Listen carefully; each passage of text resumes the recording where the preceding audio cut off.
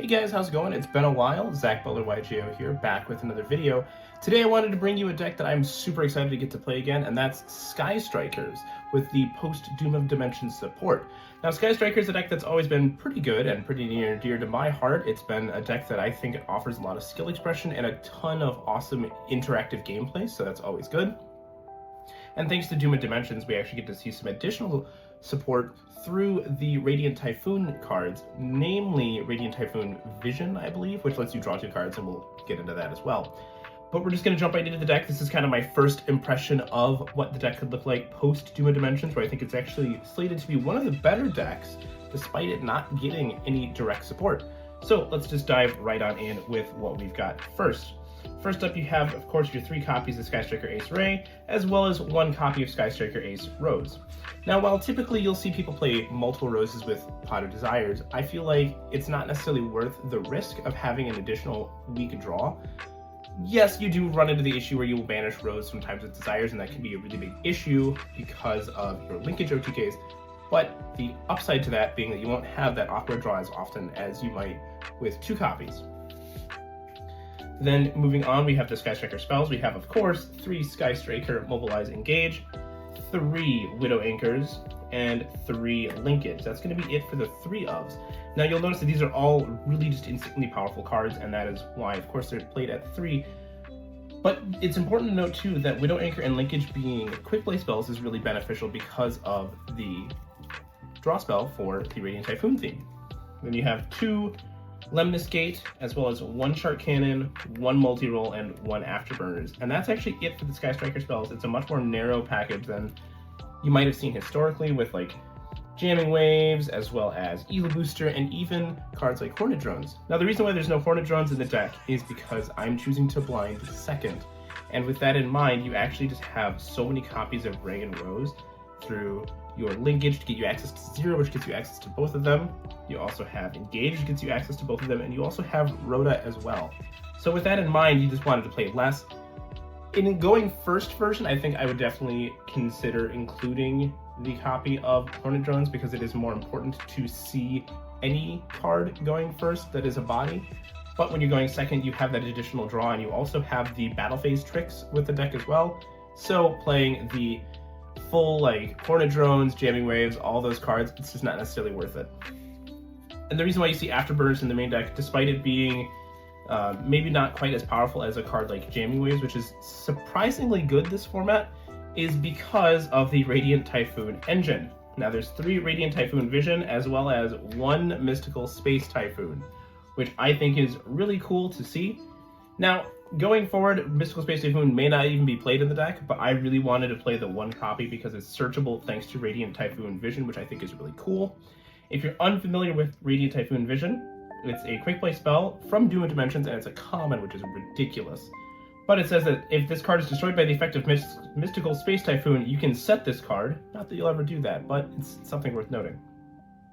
You can activate one of these effects, but you can only activate use each effect of Radiant Typhoon Vision once per turn. Draw 2 cards, then if you have a Radiant Typhoon card or a quick play spell card in your hand, discard one of them or your entire hand if you don't. The other effect is to add 1 Mystical Space Typhoon from your deck or graveyard to your hand.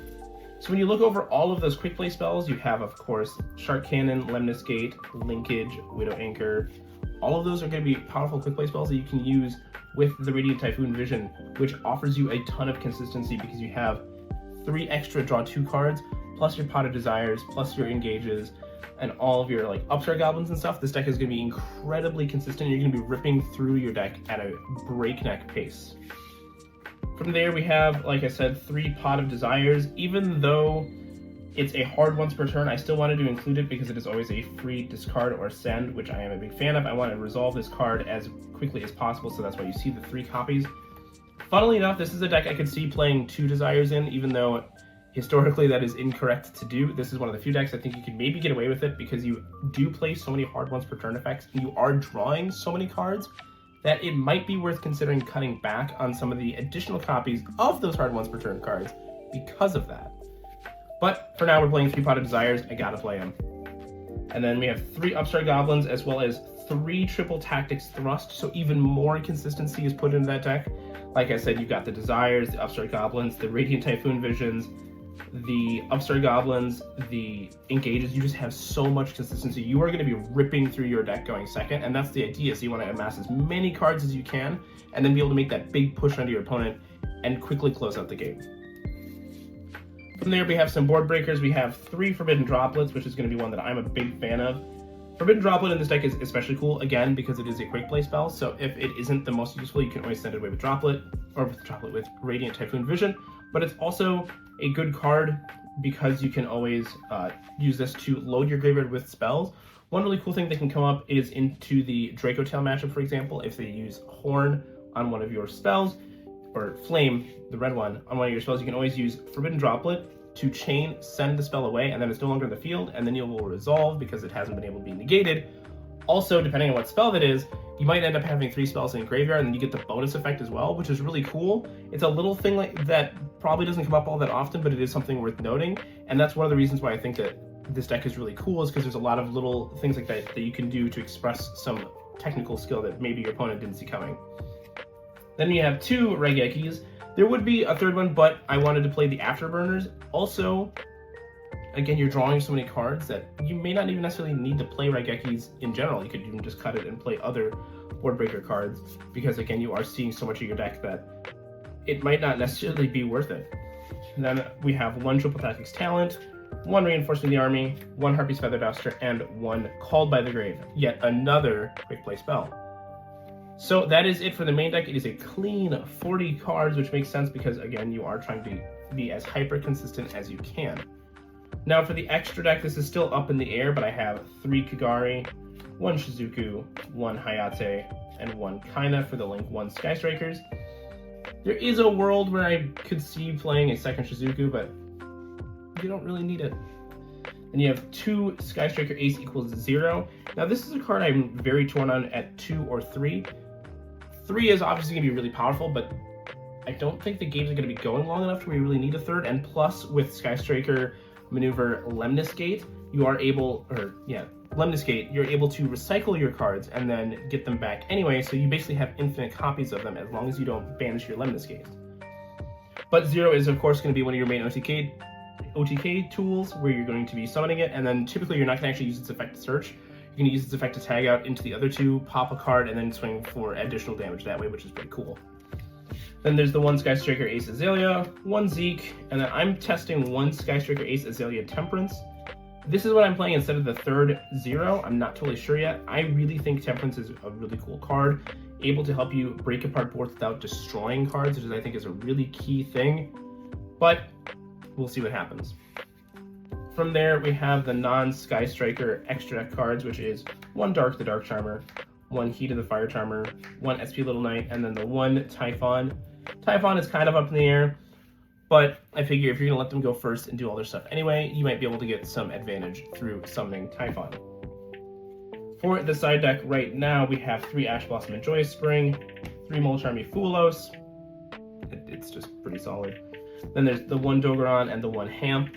The reason why you see 1 Dogoran alongside the 1 Hamp is specifically because Hamp is only a once per turn that you can do it. So extra copies would be pointless, but Hamp is definitely going to be good because it is a searchable kaiju monster in the deck. Dogoran can be theoretically searchable if you want to swing with like a Hida, but at that point you're kind of running into an issue where you're having to give up your battle phase for it.